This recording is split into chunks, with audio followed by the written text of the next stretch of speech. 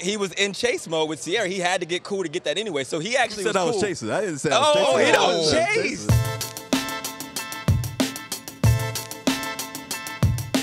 What's up, everybody? Welcome to Radio Row in South Beach, Super Bowl 54. I am Andrew Hawkins, joined as always by my humble co-host, Joe Thomas of the world-famous Thomahawk Show.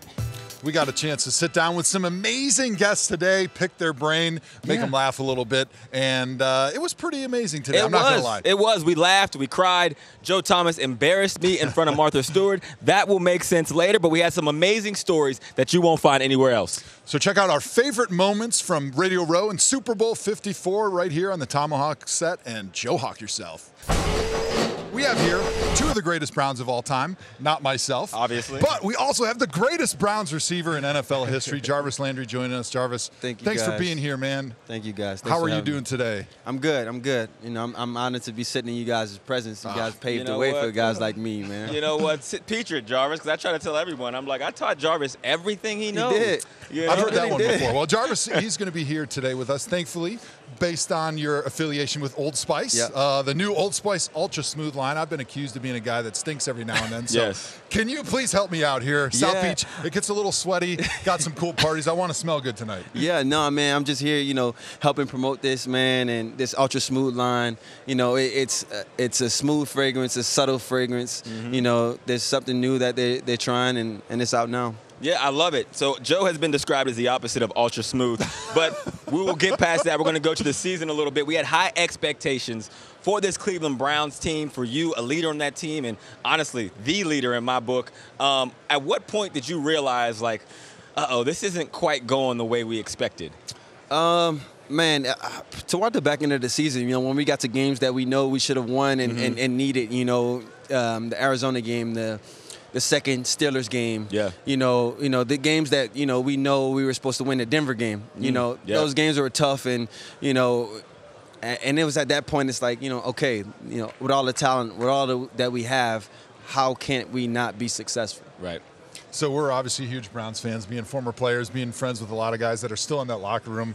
For those Browns fans at home, give us some hope about the way things ended after the season and some of the moves that were made postseason for next year for Browns fans. Yeah, well, I've heard great things about, you know, our head coach now. You know, I hear we got an offensive coordinator now. And I'm excited. You know, I'm excited about it. I'm excited about getting healthy. You know, I know, he's gotten healthy. He's getting healthy. You know, getting everybody back healthy and in shape and, you know, ready to go again. I think that's going to be the biggest thing. Yep. So do me a favor, finish this sentence. As a leader on this team, Coach Kevin Stefanski will be successful if he does fill in the blank. Fill in the blank, yes. I mean, just does what he do. You know, I'm not a coach. You know, I'm a player. You know, I'll play the game. Answer. Jeez, Jarvis. It's like you've been trained to do this. I don't like this guy anymore. I mean, I got to get rid of him. No, but, you know, from our talks that we've had through text, through, you know, phone calls when he first got the job, and, you know, one thing that I love about him, he said, you know, let's just work. You know, I don't really have any expectations. I can't really, you know, look back at the past. You know, I can look back at the past and evaluate it, but, you know, I want to move forward. And the only way to do that is to work, and I love that. Yeah, so, I mean, that's looking forward. Looking back, now, Joe is a legend in the NFL because he's gotten the most coaches fired of any player that we've ever seen. 9 different offensive coordinators Yes, fired. he is a walking unemployment line. For you, what was it like when Freddie Kitchens and John Dorsey got let go, and were you surprised by it?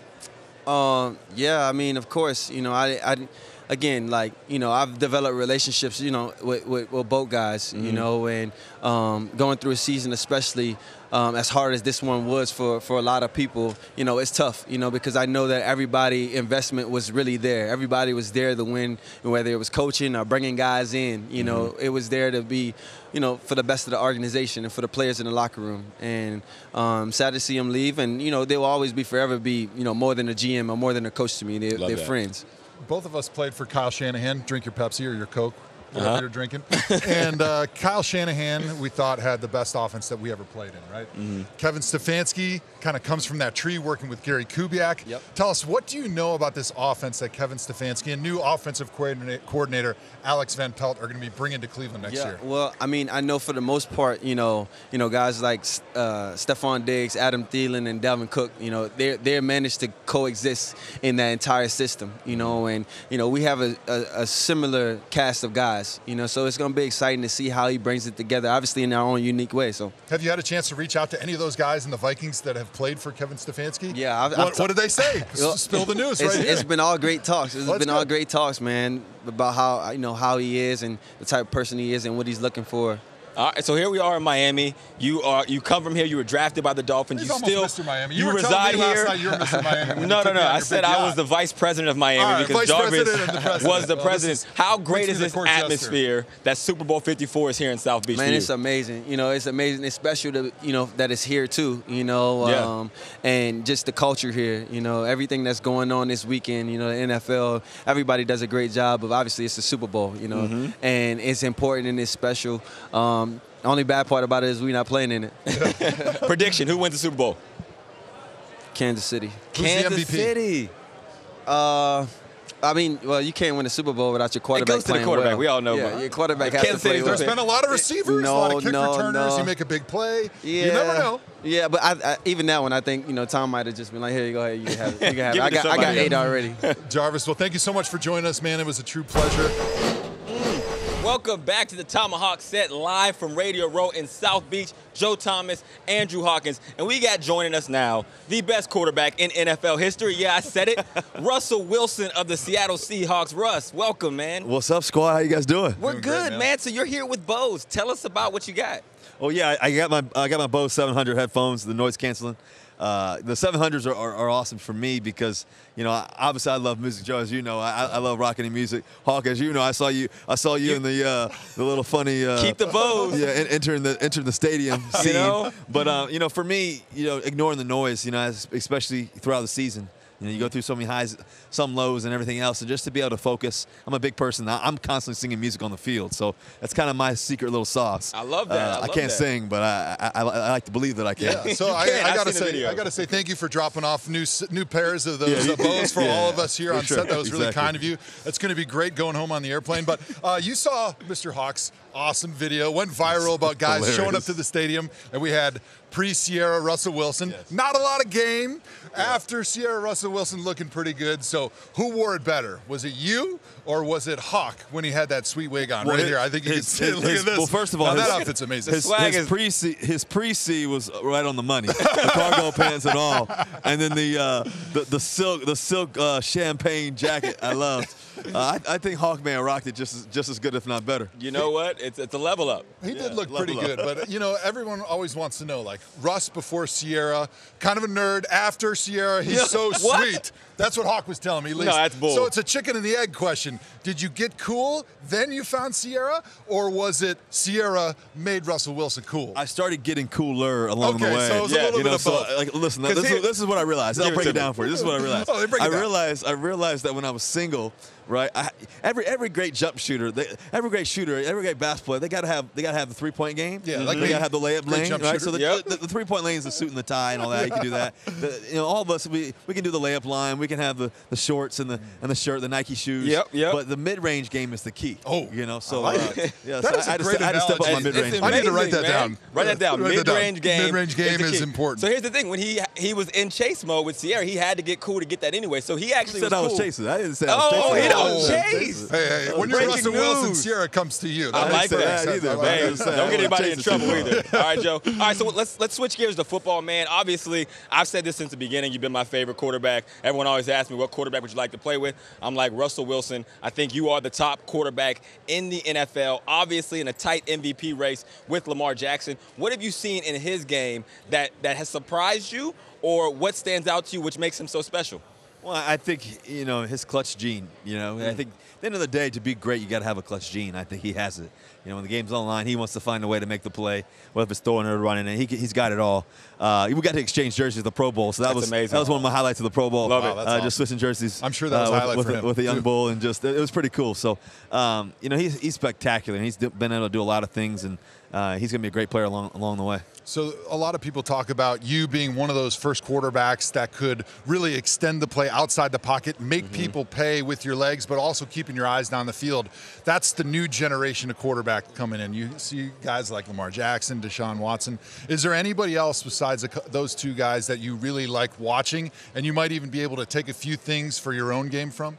Well, I think there's a few guys that came before me. Obviously, guys like Michael Vick. I think Steve Young was one of those guys. I remember I used to rock Steve Young's jersey when I was a young kid just growing up. Yep. The plays that he used to make, Donovan McNabbs of the world. I think there's a lot more guys who can make plays on the move now than there used to be. And I think, Patrick Mahomes is one of those guys. He's a playmaker. Yep. I think at the end of the day, you want to be a baller on the field. Guys want to play with ballers. They want to play with guys who can make some plays. And Patrick Mahomes is one of those guys. He's a great example. I think the thing that you could take from him is just, his ability to get outside and just, find guys from all different arm angles. He does that pretty well. Yeah, so, you talked about Patrick Mahomes. We got Super Bowl 54 coming up. Mahomes is in that, battling Jimmy Garoppolo. What is your pick for the Super Bowl, and who do you think is going to be Super Bowl MVP? That's tough because I had the fortunate and unfortunate situation of playing the 49ers. The defensive line is they know how to get after the quarterback. They really do. They're really special. And that right there helps control the game, in a lot of different ways. We were able to play really well against them, and battle, have some great games. Some epic matchups. Oh, yeah. I think it always comes down to, the quarterback position, especially in the championship games like this. And I think Patrick Mahomes is really, Garoppolo has been playing great all year. And I think he's a great player, quarterback, and has done some great things this year. But, Mahomes is special. He's one of a kind. And so I'm going to lean more on that side. But once again, you can't bet against Sherm. He always finds a way. Is it weird seeing Sherm in a 49ers uniform? Yeah, I hate it. I still wish On record, wearing the blue. I still wish he was wearing the blue and green. But he's done it the right. He's been great for the 49ers. He's brought a lot of passion and joy to that team and all the things they've been able to do. So big announcement on social media. You and Sierra having a child. Congratulations. Yeah, pretty awesome. Are you guys going to find out the gender? We are going to find out the gender at some point. So when you get that opportunity, are you going to have a gender reveal party?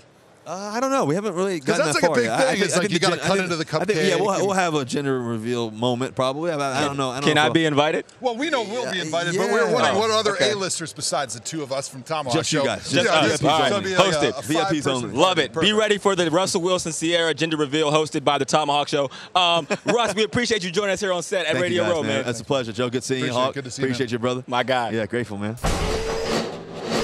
The best receiver in NFL history. NFL history. Outside of the man that I'm sitting next to. Yes, we got 1, DeAndre 2. Hopkins, Houston Texans. DeAndre, how you doing today, man? I'm doing great. How about y'all, man? We're doing fantastic. Now, you're here with Carl's Jr. and Hardee's because you're going to talk about the Beyond Beef Burger.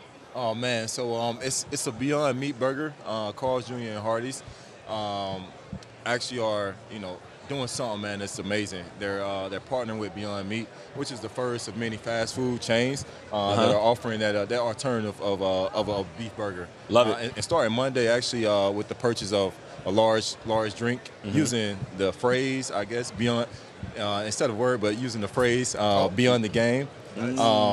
You'll get a free Beyond Meat burger or breakfast item or whatever, and it's all day. So it's pretty cool, man. So Hawk's the smartest person that I know, but you might be the second smartest person that I know because you were actually an early investor in Beyond Meats. Correct. So how did that come about? Because us as players, we invest in silly things like I invest in Mission Barbecue Restaurant and bars and things that they always tell you not to invest in. But they've been doing pretty good so far. But you must be doing a really good job. How did you get involved with Beyond Meats? So actually I got involved with Beyond Meat being in California. I was training a couple years ago, and one of my friends ordered it for a week every day, and I didn't know what I was eating till the last day. And he was like, you've been eating, basically like pea protein. I was like, for real? It tastes just like meat. And so I kind of dove into it a little bit further and, did my research and had some friends out there that actually work for Beyond Meat. And they introduced me to the owner, and the rest is history. So you're originally from South Carolina? Originally from South Carolina. You play in Texas? Play in Houston, yep. My question, who has better barbecue, South Carolina or Texas? South Carolina, easy. Ooh, that easy, you didn't man. even hesitate. I get that question all the time. Yeah, Houston. Yeah, man. South Carolina. So shout out to South Carolina's barbecue. Okay, so back to the season. In that last game versus the Chiefs, it was reported that you played with a broken rib throughout the second half. Is that right? Correct. So at what point do you remember when it happened? I do remember when it happened. It was towards the end of the half. We were down. I think they finally got the lead on us, and we were trying to take some shots. And I had a deep ball, maybe 40 yards. And I think I landed on the guy's knee. But once I got up, man, you guys play football. You know something's wrong. As soon as I got up, I felt it, and I was like, should I go out? But then I was like, it's a minute or something for the half, I can go ahead and stay. So I mean, you say it so nonchalantly, but what was the hardest part about trying to play through a broken rib in the playoffs? And it was breathing. Wow. Breathing. I'm not smoking, son. I'm breathing. And the weather, the temperature it was like 30, 40 degrees. So, it's pretty hard, man. Breathing was the hardest thing for me. Is that the worst injury you had to play through? For sure, the worst injury I had to play through. Went in the locker room, doctors do what they do. Right. All right, so DBs in the NFL talk a lot of trash, and you're one of the guys that they always point to as being one of the best, if not the best, wide receiver in the game. Which DB did you face talks the most trash when you guys line up against each other? The DB that I face that talks the most trash. Not a lot of them talk trash anymore, but I'm going to go Jalen Ramsey. Yeah. That makes sense. Because him and I, we're friends out the field, so the competitive trash talk, we know it's not going to lead to anything outside of football. So it's just, us out there having fun, talking trash to each other. DeAndre, thanks for joining us, man. Yeah, we are back here at Radio Row with the Thomahawk crew of Joe Thomas, Andrew Hawkins, and we are joined now by the best running back in NFL history, New York Giant, Saquon Barkley. Saquon, welcome, man. Thank you guys for having me. No, absolutely. So you are here with Visa. Tell us a little bit about that. Yeah, I'm here with Visa. I love partnering with Visa because, when you come to Miami, a lot of times it's just work. But we're actually doing some things in the community. Today I went to a local business, Cheeseburger Baby, and the emphasis is kind of just focus on, women-owned businesses and try to get the message out there that you can do whatever you want. And obviously having a mother, having a daughter, having a sister, those are things that I want to instill into my daughter, that you can do whatever you want. And then I also been showing people how to tap to pay, with the contactless card. It's real simple, nice and easy, in and out. I love it. So you guys drafted Daniel Jones last year. Yeah. And then you had a quarterback position that was in transition, which can be a little bit tough for teams to know who is the leader, because that quarterback position is so important, obviously, being the leader, being the captain of not only that offense but the team. What was the locker room like when you had a young guy that was in training, but you also still had Eli there that was kind of hanging on right at the end of his career? Yeah, I think it was normal. I don't think we even paid any attention to it, and the reason why, because the way how Daniel Jones and how Eli handled himself. It was no, weirdness to it at all. They were all both professional about it. DJ was, kind of that young and upcoming guy and just asking a lot of questions. And Eli was that mentor. And then eventually when Daniel came over and took the job, you didn't see any difference in Eli. Eli still was one of the first people in. Did a great job of helping Daniel prepare for the games. And, those are things that was important for the team that we needed. So Eli Manning just recently retired. He Yeah. announced that retirement. Were you surprised when he made that announcement, or was there a sense in the locker room that he was ready for that next chapter in his life? Yeah, it was a sense in the locker room. Obviously, he never came on and said it, so I was surprised.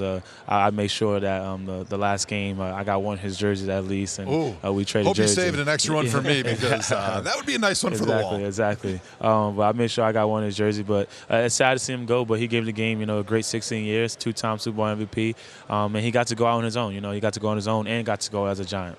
So the big conversation down here this week, obviously Hall of Fame being announced this weekend. Is Eli Manning a Hall of Famer in your book? 100%. One, what's the qualifications for a Hall of Famer? Well, that's what I'm asking you. That's why you're the expert.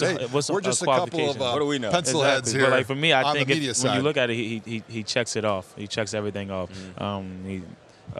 Two-time Super Bowl MVP, two-time Super Bowl winner. I don't know how many times it's been a two-time Super Bowl MVP. It's probably only been 5, if that. Yeah. He's top 10 in all the categories, and he did it the right way also too, especially in New York, the New York market. So I'm a fan for him. I want him to be in the Hall of Fame. I know he's going to be in the Hall of Fame. So yeah. Saquon leading the campaign trail for Eli to the Hall. I like it. So transitioning a little bit, the sports world is still grieving the tragic loss of Kobe Bryant. Yes, sir. Earlier this year, you worked with Uninterrupted to do a video writing a letter to Kobe about what he meant to you, kind of just smelling the flowers while you still had the opportunity. Kobe seen it. He loved it. Did any relationship, or did he reach out to you after that video? No. He tweeted back at me. He responded to me. I was in my bedroom. I started screaming, and unfortunately, I never got to meet Kobe or develop a relationship after that. And now looking back on it, I probably should have tried to, but it was dope to be able to do that because anyone that knows me knows how much Kobe actually meant to me. I don't want to take any credit away from my parents. They did a great job of raising me, but I don't think I'm the person or player I am today if there wasn't no Kobe Bryant. Why do you think Kobe had such an impact on your life and your career as an athlete? Because I want to be great, right? I always tell myself and I always tell the people who's close to me that I want to be one of the best to ever do it. And he was the guy that I looked to do that to. He's a guy that I felt like did the right way. I know we love talking about the Mamba mentality, the relentless approach he had, the tenacity he played with, and his work ethic. It was, it's unmatched. And I know I'm years away, and I may never reach it, but that's who I'm continuing to follow by, and I'm gonna continue to try to take his steps and try to form myself into, one of the best players to play the game. And that's my next question, because I think we're all figuring out ways to kind of come to grips with this still. And honestly, I got to say kudos to you for sending that letter and Kobe seeing it, loving it, and acknowledging back and forth, because we don't do that enough, tell each other what everybody means to us. So for you, what ways are you using to kind of help comfort you and come to grips with the loss of Kobe Bryant? Well, one, when the tweet in the letter I sent to him, I said something about how you challenged Giannis, and Giannis answered with MVP.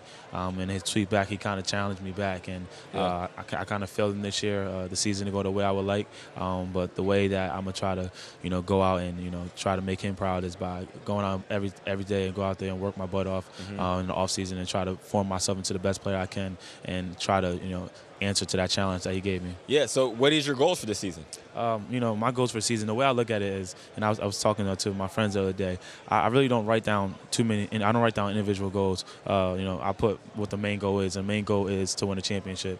And that got to be the main goal, because if your main goal is to win a championship, and I feel like that if I have the work ethic and I'm doing all the right things, all the little things are going to come, all the individual statistics and accolades are going to come. So that's why the main focus is championship, and that's in the back of my mind every time I'm working out or, trying to push myself or push my teammates. So Super Bowl week, we got to get your prediction. Who wins the game? It's hard to go against the Chiefs because Patrick Mahomes is just another level. I think we all could agree there. But defense wins championships, and San Fran can run the heck out of the ball. They got 3 great backs, and Jimmy G is a great quarterback too. So I'm going to go 49ers beat the Chiefs, and my MVP is going to be George Kittle. George Kittle, MVP, 49ers with the W. Saquon, thanks for joining us here on the Thomahawk set at Radio Row in South Beach, brother. Thank you, guys.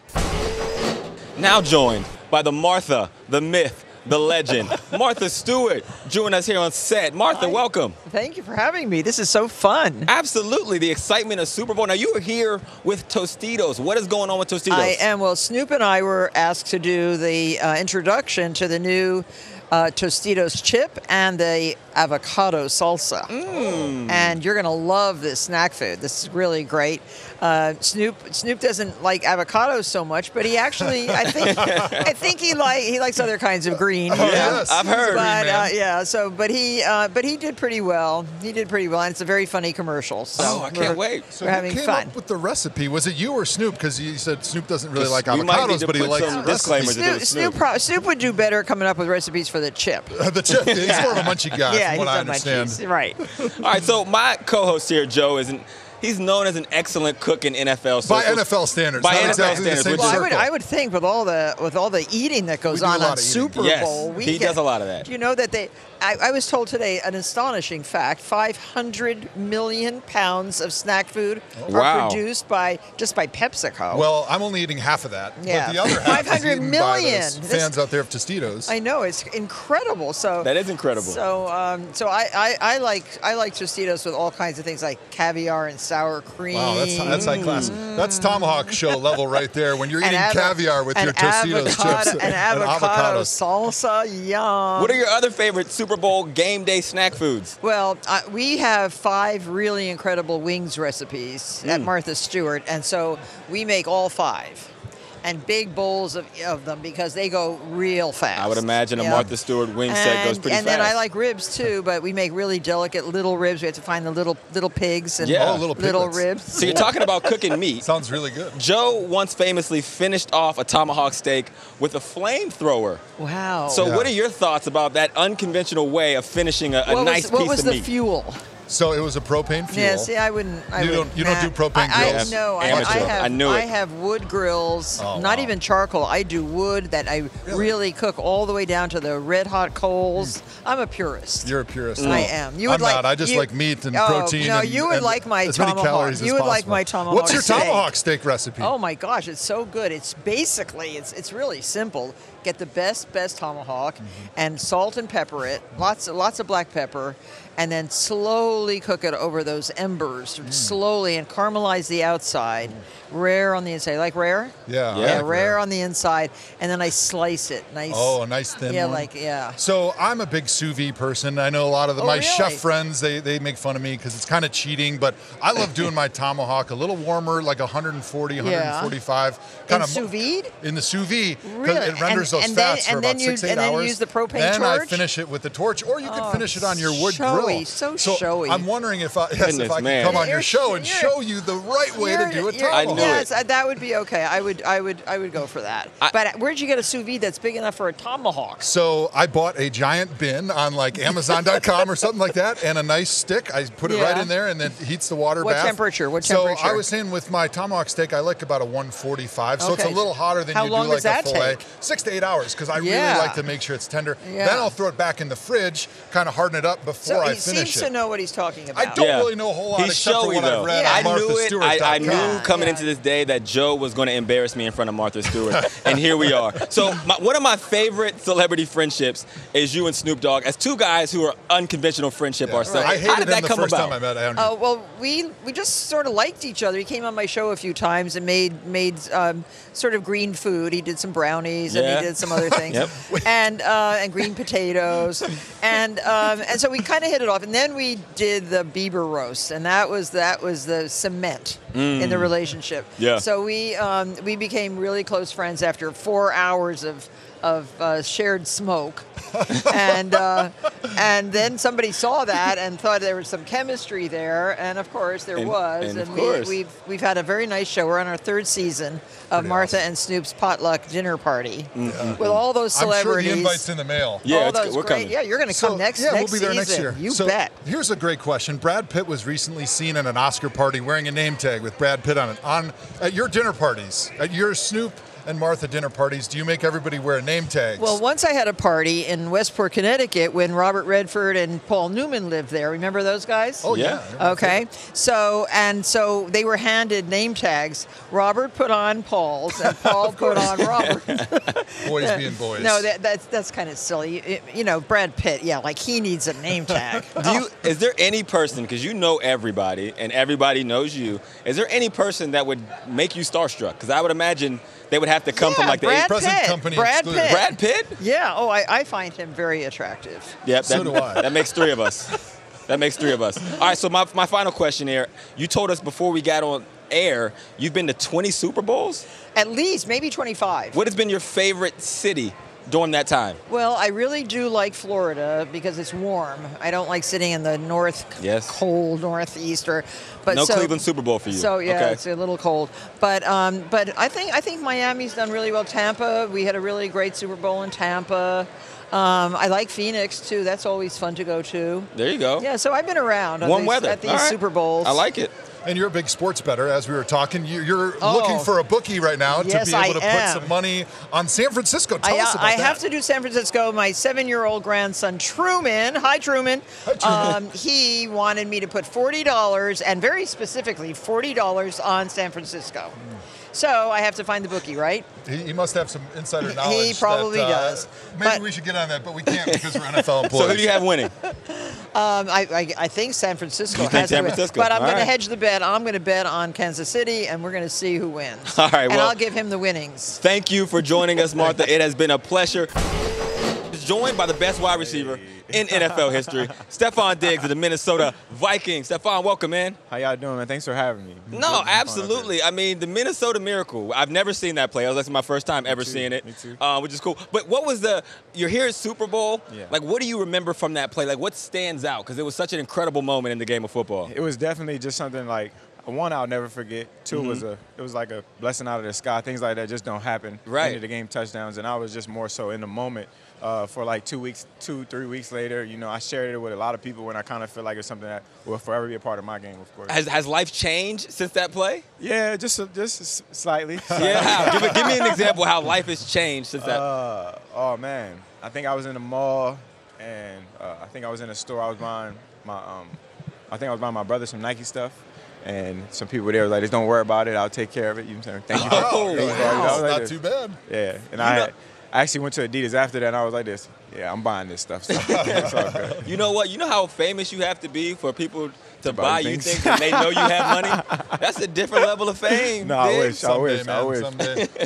Now, Kirk Cousins is a guy that everybody in the media always likes to talk about. Yes. Like the story, the narrative is he can't win the big game. He's worried about what people say.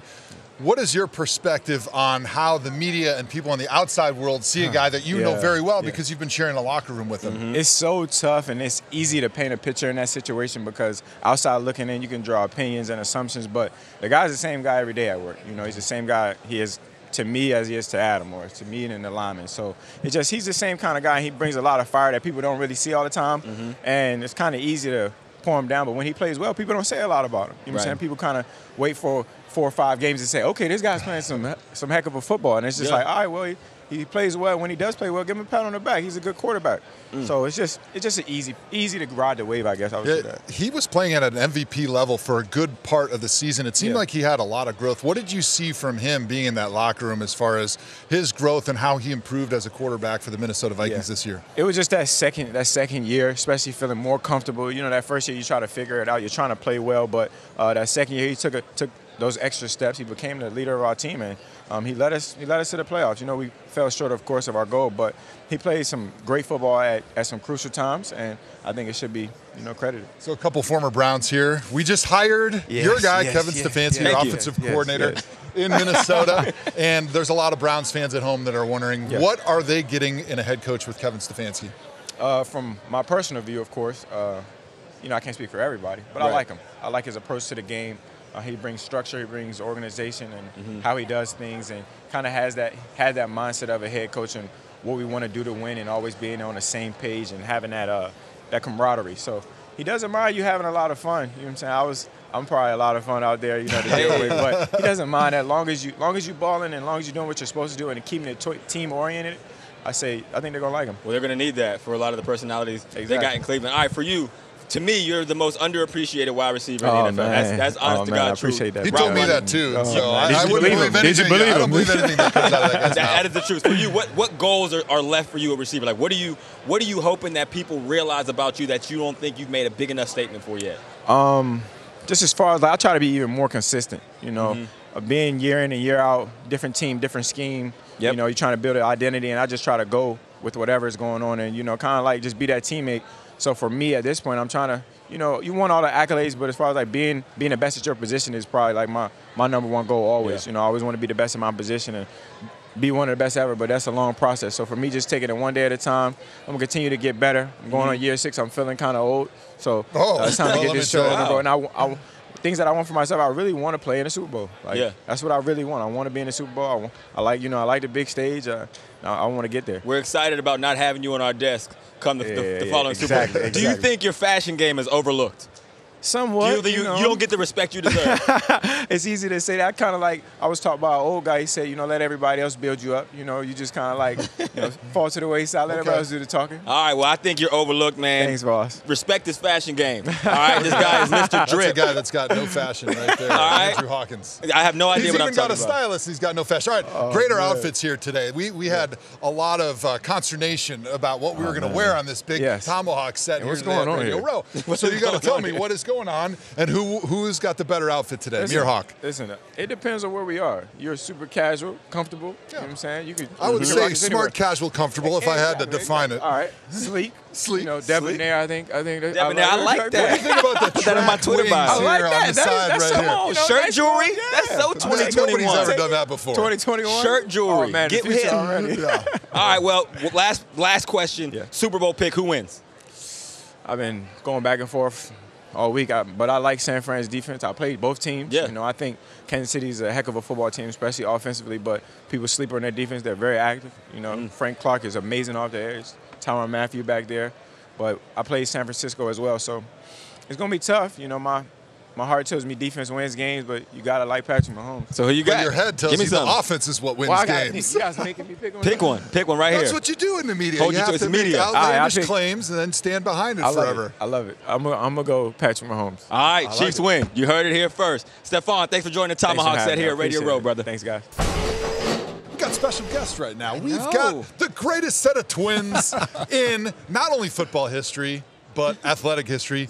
Gentlemen, thank you for joining us right here today. Appreciate that. That's a nice intro. Yeah, I know. Well, we try to, puff people up a little bit before we ask the hard-hitting questions about your shirts. Yeah. Yes. Where do I get an awesome Pizza Hut Hawaiian/Miami shirt like This that? is custom made. I don't know if we can get you wow. a T-shirt, but Okay. I mean, we can get Well, them some if other you get a stuff. T-shirt, If you get in what we're giving away, you might have a chance. So we're giving away 2 years of free pizza, $22,000 to Twins College funds, and 2 tickets to Super Bowl 55 next year. And all I have to do is wear that shirt on this set. No, you got No, you got to be giving birth to twins on Super Bowl Sunday. So after kickoff, you post a picture of your set of twins with the date and time at Pizza Hut on Twitter, #PHTwin2win, #promotion, and you got a chance So, to This is win going to all be that tough for me to stuff. pull off in a day. I'm going to do my What best. if I though. You adopt needed a twins? 9 month- Does that count? Man, what are the rules? I gotta Yes, talk. I that was gotta a good talk to my question. people and see, Yeah. because I mean, that mom is still gonna be an MVP. So Yeah. like, we're We trying may to need to we're trying make to it- celebrate make that MVP work. mom. Yeah, so I like that. maybe. What if I already had? Because I have twin daughters. Is there any way I can put them up for adoption and then reclaim them on Super Bowl Sunday? Your The day wife might before? not like the terminology of what you just said right Okay. there. Is to have a My Super man Bowl loves party. pizza. What he's trying to say I'm is really he's a big fan okay. of pizza. All right, we're working on that. What is you guys' favorite pizza topping? Pepperoni. I can go pepperoni with sausage on it. I'll go both. Okay, He's like a little bit meat of both. lovers type of guy. All right, perfect. All right, let's get into some football. JC, you played with Joe Thomas Yes. in 2017. That was a very What was your favorite campaign. memory of Man. Joe that year, besides him tearing his tricep off the bone in front of everybody?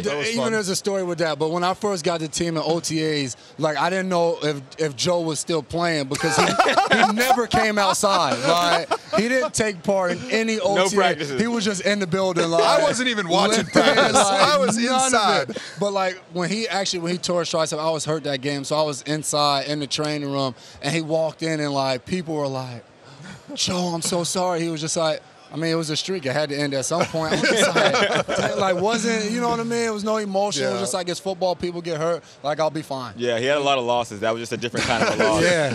I was I had to get prepared out. for that moment. I'd experienced a lot of loss in my football life, and it was just one more. I found just out. stack it I up. found out. So you actually played a little bit with Hawk. Yeah. I'm sure Distinguished you former remember Patriot. how awesome those 5 practices were. If you could take me back to that greatest offseason in NFL history when Hawk I think I was know a when member it of was the it. Patriots. I think I know when it was it for Hawk. We're in OTAs, and I forgot who the safety. Was. They throw it to Hawk down the sideline, and I want to say Don Davis or D. Smith was at the practice. And one of the safeties doesn't slow down. He's just like eyeing the ball. Hawk goes to catch on the sideline. Clearly wipes him out on the sideline. That is a real as story. he's trying to catch the ball. And it's OTAs. There's no hitting. It no was a anything. full-speed hit. And he kind of got up, and I We was had like, no pads. I forgot completely about that. I was like, Hawk's like, I know he was thinking, like, what the hell did I get myself into I here? am filing a You knew that grievance was Probably like today. probably 3 days later, and it was like, statute of limitations, Hawkins has man. decided No. he will not be. he said this is not for him anymore. You know what? I'm He's like, had enough. if you're going full on contact with no pads on, this isn't the place for me. Yeah, that grievance paperwork will be in for the days out. So, Devin, you guys, this is the change of pace for you because you're not playing in the Super Bowl like you're used to. So, looking in this Super Bowl, Yeah, we're real right? sorry for you that you have to be here with us for once. It's like instead of I felt when I practicing. the got streak there. had Oh, to yeah, end yeah, a lot of sometime, right? sympathy. So, who do you have winning in this game? So far, I've picked San Fran 3 times, so I think I'm going to have to go Kansas City. So There you now go. I have Hedge your 3 bet. too, yeah. He's ready for his media I was gonna career. say, But you guys are I good do at this. think, I think both teams have a chance. I think Kansas City, obviously they're weapons, both in the Super Bowl. weapons, how well they can score. Mm-hmm. But I think Kansas City's probably the most thing they're worried about is blocking those Yep. guys up front, how they can control those guys. Because those guys, I mean, they caused havoc in the playoffs so far. So it'll be a great game, though. So the big story, obviously, in New England this offseason is what does Tom Brady do? What do you guys think Tom Brady is going to be doing next season? I think the big story's been like, what are we going to do? Well, obviously, Yeah. what are you Everybody's going to do? asking about it. We already know that. We've got the They're gonna inside wear Pizza Hut information. shirts. We're waiting to open up that pizza box, and it's got the answer right there. But who do you think Brady's going to be playing for 2020? Oh man, I honestly don't think Brady knows at this point who he's going to be playing for in 2002. For him, I think it'd be awesome probably to stay. But like you said earlier, this is the first time in his career that he's had this opportunity. So I think he probably thinks this is pretty cool. Like Yeah. I get to kind of decide right now, and I'll have to see who's interested in me. And I think it's going to be a cool thing that when it comes to March, because nothing's going to happen until March. I honestly believe that. I don't think they're going to start talking right after the Super Bowl and the deal. I think it's going to go all the way up to March to figure stuff out. Well, you heard it here first. The McCourty Twins think Tom Brady's going to be an LA Charger next He year. is outta But here. even more important than dropping that nugget is eating some pizza. We got some a pizza, delicious Pizza Hut pizza. It's no Mission Barbecue, but if you got to eat pizza, this looks pretty tasty here. Oh, What do we man. got? Oh, we got some Pass it pepperoni. around. That was Pass it a around. phenomenal Jason, plug Devin, right thank there. you for joining us here on the Tomahawk set at Radio Row from South Beach. Give me some of that We pizza. appreciate it, man. Let me slide that down. I've had a lot of pizza today. We have the greatest quarterback in college football history with us. All right, maybe not the greatest quarterback of all time, but certainly the greatest State Farm agent of all time. We got Jake Fromm here. Thanks for joining us today. How you doing, my friend? Yeah, guys, thank y'all for having me. Excited to be here. So you did a cool thing with State Farm this year, and I want you to tell us all about your relationship with State Farm. Yeah, so it kind of started off in high school, when the whole Jake from State Farm commercials were coming out, and my name being so similar, it was just easy. Kind of make it my Twitter handle, kind of ran with it, and posted a picture in college, and who would have thought, being a 16, 17-year-old kid, we'd be here now. But we are. So now I'm Jake from State Farm. I'm the real deal now. And excited to be here. I love that. I love that. So you're joining a pretty special group of quarterbacks with State Farm, Aaron Rodgers, Patrick Mahomes. Have you had any contact, any relationship with those guys? No, none yet. Come on, State Farm, you're dropping the ball. This is still part of my freshman initiation phase. Yeah, I get it. You're still carrying the pads. Yeah, of that's those right. guys. That's right. So, those guys are incredible guys, and obviously incredible football players. So, hopefully, I can fill at least half their shoes and have a good career. Well, that's a good point. Well, first off, you missed the mark by not wearing khakis. Let me just point that out. He had to wear his tight jeans, They're at the dry cleaners right now. Okay, you're getting your khakis clean. That's right. Okay, that makes sense. I thought your jeans would have had pleats. I'm not going to be honest. I'm not going to lie there. So how good do you think you have to be to finally get in those commercials with Aaron Rodgers and Pat Mahomes? I don't know. We'll see. Only time will tell. Hopefully, I can make it there one day. Be as big time as those guys. But we'll see. I'm having fun right now, enjoying this process and taking it one day at a time. And getting ready for the draft. Where are you getting ready for the draft at? Where are you training? I'm in Mobile, Alabama. My quarterback trainer's down there. Been with him since high school. It's kind of a no-brainer for me. Enjoying the process, taking it one day at a time. The Combine is coming up. It's something that we're all excited about. Yeah. Will you be throwing at the Combine? Yeah, absolutely. Why not? Okay. Man, let's go out and throw. I'm a competitor. I love to compete, and I love football. So, why would I not? You're confident. I like that. So let's ride that wave. Predict your 40 time. Go. So we're gonna get a 4.9. We're shooting for a 4.8. Okay, 4.89. That's all we need. Yeah, that's it. 'Cause a 4.89 is the same as a 4.80. Exactly. It's a 4.8. That's it. That's all you need. I love it. Yep. So goals, once you get drafted, your first year in the NFL, have you set those goals yet? Yeah. Have you thought through what that first season could possibly look like for you? There's so many things that could happen. It's kind of a lot to take in. For me, I want to play and I want to contribute. However way I can. I know playing time can be dictated. Depending on where I'm going. I'm a competitor. I want to be on the field, but. Let's see. And I want to impact the team the best way I can. Impact my teammates, impact the coaching staff, best positive way, and be the best me I can be. So, we are in the self-promotion here with the Tomahawk Group. We've won Oscars, Grammys. That's what media's all No about. We're just trying to promote prizes. ourselves. You name it. So for you, when a team drafts you, let us know right now what they're getting in a quarterback. Yeah, they're getting a workhorse, a guy who is going to go out and work, prepare, a guy who's going to lead, a guy who can make all the throws, make their teammates better, and enjoy it, and love football. Man, I love football, and I want to go out and be the best football player I can be. If you could steal one trait from any quarterback in NFL history and you could be Superman and just automatically assume that trait, what would it be? Yeah. Man, I would love to be able to throw around, like Brett Favre could. He had a nice noodle. I mean, to be able to throw it around like he did, that kind of cannon. I mean, you just kind of go in with a little bit of confidence. You know you can be late on some throws, or you could be running one way, throw it another way. I mean, it's just unbelievable. You kind of wish you had that in your toolbox. All right, so if they made a movie about your life, which would be named started from the bottom. You can have that. I love it. I'll take That's a freebie. Yeah. But when they make that movie, who would you want to play you in that movie? Who would I want to play Who would me? star in it? Who would star in it? Let's. If you could say yourself again, self-promotion. No, let's go Brad Pitt. Hold on. Brad Pitt or Bradley Cooper. Okay. Yeah. Not bad. Two good-looking guys. Both those guys think highly of your looks. I see. They've called us about doing our movie, but we weren't quite ready because the story is not yet closed on the Thomahawk Show. We still got some Miami Vice down here, some really important things to get into, I think, before they can fully write our biography. Exactly. Yeah. Exactly. So, okay, the Super Bowl week, we're here in Miami, Super Bowl 54. You got two great quarterbacks here, Patrick Mahomes versus Jimmy Garoppolo. Which quarterback gets the edge? That's tough. Man, Kansas City speed.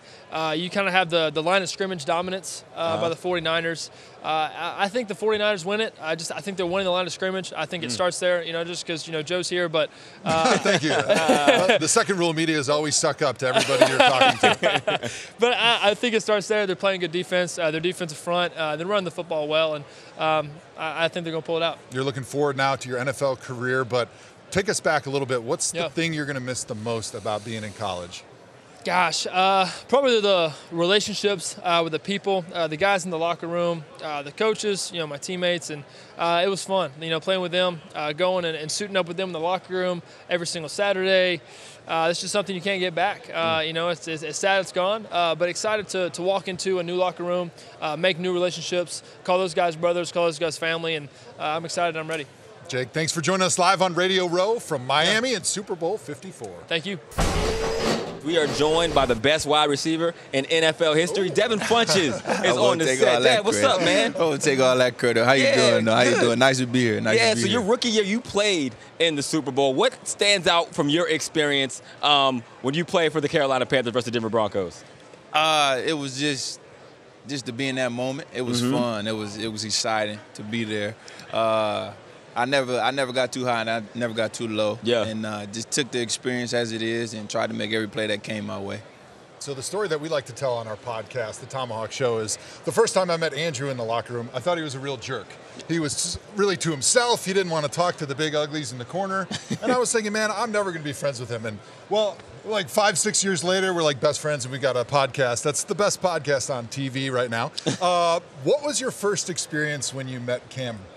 First experience, he was over there in the corner in the locker room, and I got there a little early, and I was like, what's up? And he just came out being loud, being real loud, and I was just like, all right, I might can deal with him. He got the type of energy that I need. So he was a monstrous human being, bigger than what I thought he was, but it's cool, exciting, fun guy. Do you think that people's opinion of what Cam is who he really is, or do you think there's something different about him that people don't understand? It's something different. He a cool, humble guy, and he cares about the community, he cares about the kids, he cares about reaching everybody, you know what I'm saying? Reach one, teach one. He tries to make sure that if he can help in any type of way, he tries to. He's known for wearing pretty loud outfits to the games. Yeah. Do you have any outfit that he wore that was your favorite or least favorite? Nah, it's kind of hard because he don't wear the same clothes. I don't like any of them. So it was just like, all right, bro. You know, it's just a new day, new him every day. So it was just like, all right, that's cool. He wore some sweet red shoes one time. So you were more of the shoes than like the hat and the sunglasses? Yeah, I looked at the shoes. Because you had a pretty nice pair of sunglasses you wore over here. I kind of thought you'd wear them on the set. No, I wasn't going to wear them. It ain't too bright. You don't want to swag them out too much. So Cam Newton, Walter Payton Man of the Year. Now his career, he's getting to that point. He's almost 10 years in the league now. Where do you think is best for Cam to go at this point in his career? Do you think that they continue to go with him in Carolina, or do you think a change of scenery might be good for him? Carolina is his home. That's where he's been the longest, and that's where he's impacted the most. And I feel like if they want him, they should attain him again, because he is a athlete, freak athlete that's gonna put on the show. But if he does go somewhere else, I think he'll be good.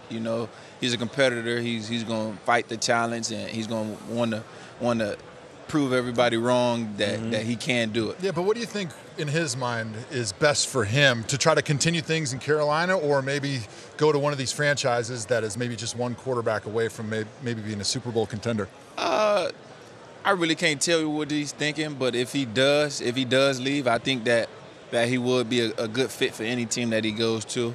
And if he comes back, they just got to pick off what the new coach has, what his vibe is, and everything else that's going that way. So you went to Indianapolis this past offseason. A big reason was the quarterback that was there, Andrew Luck. He shocked the entire NFL world when he retired at the beginning of the regular season this past year. What was it like in that locker room when you guys got news that Andrew Luck was retiring? We was on the field. We were playing Chicago, and it was fourth quarter, 6 minutes left. And a fan yelled, "Hey, is Andrew retiring?" And it kind of shocked me, because I'm like, "No, I can't be." And then it really happened. So it was just, when we came into the locker room, he gave a speech to us and how appreciative he was and all that stuff. So it was shocking, that something like that had happened, going there to not just play with him, but the organization, and that was his organization. But Jacoby did what he had to do, and he took over the reins, and he's a hell of a leader too. So before we get out of here, for you, what are your plans, and what are you hoping to accomplish the coming season? Just right now, just to be the best me, get healthy, get back in the swing of things, get back into football, get back feeling contact and all that stuff on the field, just getting cleared and all that. So just being the best me, and whatever the wind blows, that's where I go. All right, well, Devin, we appreciate you joining the Tomahawk crew here live from Radio Row. We're having a great day. Joe Thomas here, Andrew Hawkins, Tomahawk crew, live from Radio Row, Miami, Super Bowl 54. We got all sorts of celebrities here, Hawk, and I got to know, you've been to a ton of Super Bowls. Yes. What number Super Bowl in a row is this for you? This is my 11th Super Bowl week in a row. Is there anything? You? Well, for me, this is like 10 or 11, but not in a row. Okay. I think I've probably been to 10 or 11, but there was a couple that I missed due to various personal issues, things that come up occasionally. You can't make them, but they're always a great time. What's the most memorable thing about the Super Bowls for you? The most memorable things are the parties, number one. But specifically, my very first Super Bowl week was in Miami. This is the year that the Saints were playing, and one of my roommates and best friends from college, Lance Moore, was a receiver. Little name drop. He was a receiver on the Saints. And so the Saints win the Super Bowl, right? So I'm all excited because I'm like, I'm going to go out with the Super Bowl winning team. We're going to have the time of our life. I wasn't even in the league yet. I was in the CFL. So I was trying to catfish people into thinking that I was an NFL player. So I'm with Pierre Thomas, Lance Moore, a bunch of other Saints players. We pull up to Club LIV, which is the go-to club here in Miami. So we're like, we'll be out there tonight. We got Super Bowl champs. Lance had one of the best catches in Super Bowl recent memory in that game. We get to the front to get in. They're like, no, you can't get in. And we're like, you're going to turn away the Super Bowl champs.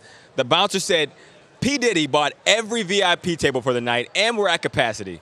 So we ended up going to some hole-in-the-wall spot. So I went from thinking I was going to have the best night of my life to having one of the worst.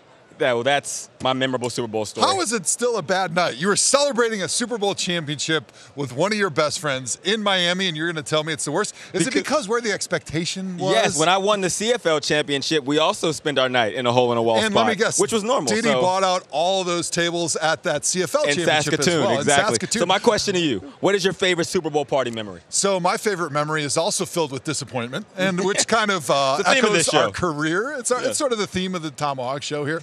I was enjoying I think it was maybe in Arizona. So we were down in Arizona, and I'm not a big enough celebrity, unlike you, to be able to get into these parties on these lists. Yeah. So I'd always try to go to the front and just kind of try to talk my way in. And I was with my wife at the time, and we were having a hard time, needless to say, to get in. They called security over, and we really were trying to just talk them into, come on, I play in the NFL. This is real. It was me and my wife and my agent, and I think Alex Mack, who at the time was my teammate in Cleveland. And finally, they brought the police over. And the police said, sir, if you do not leave the sidewalk, we are going to arrest you. And the moment he said that, Tim Tebow walks up. And this is Tim Tebow right as he's kind of like made his exodus from the NFL. So he was no longer a player in the NFL. Him and like a crew of 20 dudes roll right in, and the cops almost knocked me over with the arm. Excuse me, sir, get out of the way. So Tim Tebow could slide right through and get into the VIP and just humiliate and shame me. And so I walked down to the street to the hole in wall the same way you did, I'm Probably sure. the same spot. But we made the most of it. I'm not going to say it was the worst night of my life because now I have a great story about it. Yeah, it's all right. You're just one of many people that Tim Tebow is more important than.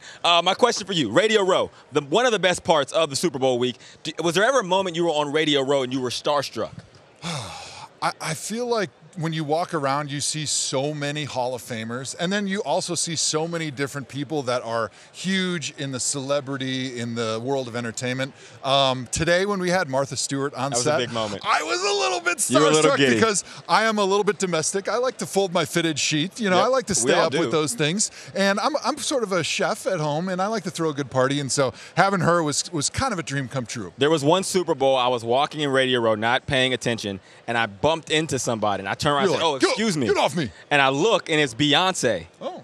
So I immediately called my wife, my girlfriend at the time, like, I just bumped into Beyonce. just knocked I over haven't Beyonce. washed my shoulder in at least 7 years. Yeah, that's what that smell is. That's what I've been Joe. smelling all day. All right, so let's talk game. 49ers, Chiefs. I need to get your analysis. Who wins and why? So I've been thinking a lot about this. Obviously, the build-up to the Super Bowl is so special because you got 2 weeks, and that's the only game in town. That's what you're talking about. Sorry, Pro Bowl. You're talking about the Super Bowl, and for me, it comes down to a great run game and a great passing game. What an exciting matchup. But watching the Chiefs and Andy Reid get that first Super Bowl for Andy Reid, watching Patrick Mahomes score points, even though we got a lot of friends there in San Francisco, and I think it's going to be good. I'm thinking 35-31 Chiefs because the Chiefs are going to have the ball last. It's going to be a high-scoring game, and Patrick Mahomes is going to march the ball down the field like we've seen him do in the playoffs, score the touchdown that they need to win the game. All right, well, we are big fans of Kyle Shanahan on the Thomahawk set.